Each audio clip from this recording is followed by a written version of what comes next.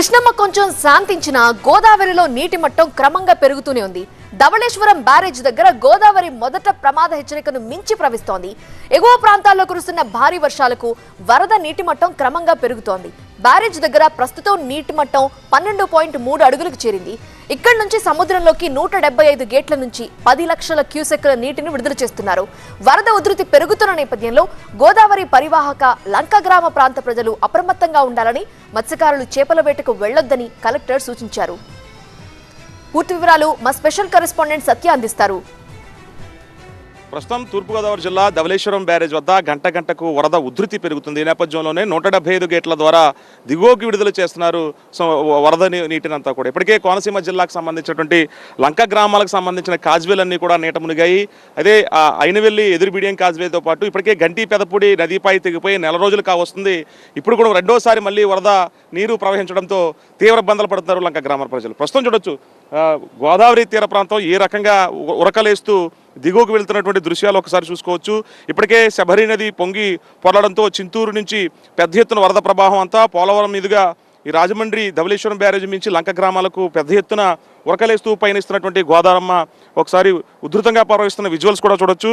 మరోపక్క ఇప్పటికే భద్రాచలం వద్ద 42 అడుగుల మేర గోదావరి ఉధృతి దాటేయడంతో దిగువకు వచ్చే సమయం ఎక్కువ పడుతున్న నేపథ్యంలో లంక గ్రామ ప్రజలకు కంటి మీద కునుకు లేకుండా పోతుంది. ప్రస్తుతం ధవళేశ్వరం బ్యారేజ్ వద్ద ఇప్పటికే మొదటి ప్రమాద హెచ్చరిక కొనసాగుతుంది. ప్రస్తుతం నీటి మట్టం 12.3 అడుగులకు చేరుకుంటే 10,45,000 క్యూసెక్ల వరద ప్రవాహాన్ని దిగువకు విడుదల చేస్తున్నారు అధికారులు. ప్రస్తుతం అటు ఏదైతే అయినవెల్లి సంబంధించినటువంటి కాజ్వేతో పాటు అప్పనరాముల లంక, అలాగే చాకలపాలెం దగ్గర ఉన్నటువంటి కనకాయ లంక కాజ్వే కూడా నీట మునిగిపోవడంతో పడవల మీద ప్రయాణాలు కొనసాగిస్తున్నారు. ఇప్పటికే స్థానికంగా ఉన్నటువంటి జిల్లా యంత్రాంగం కూడా అప్రమత్తమైంది. లంక గ్రామాలకు సంబంధించినటువంటి ఎప్పటికప్పుడు రెవెన్యూ అధికారులని అలర్ట్ చేస్తున్నారు జిల్లా కలెక్టర్కి సంబంధించి. ఇటు ఏదైతే ఉధృతంగా వరద ప్రవాహం పొంగి పొరలుతున్న దృశ్యాలు ఒకసారి చూడొచ్చు.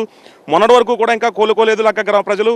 మరోసారి ఇప్పటికే విజయవాడ నగరం అంతా కూడా అతలాకుతలైన నేపథ్యంలో ఎగువ నుంచి వస్తున్నటువంటి వరద ప్రవాహం అంతా కూడా ఇటు మొత్తం కోనసీమ, అటు పశ్చిమ గోదావరి జిల్లాకు సంబంధించినటువంటి కొన్ని లంక గ్రామాలకు సంబంధించి రాకపోకలు ఎక్కడికెక్కడ నిలిచిపోయినటువంటి పరిస్థితులు కూడా ఉన్నాయి. ఇటు శబరి నది ఉప్పొంగుతుంది.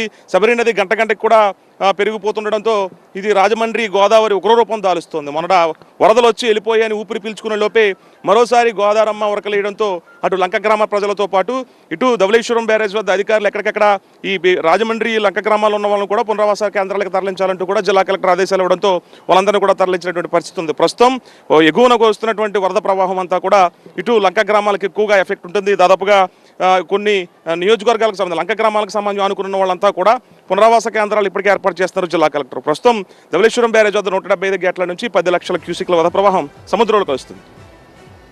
శ్రీరామ్తో కలిసి సత్య టీవీ 9 రాజమండ్రి గోదావరి.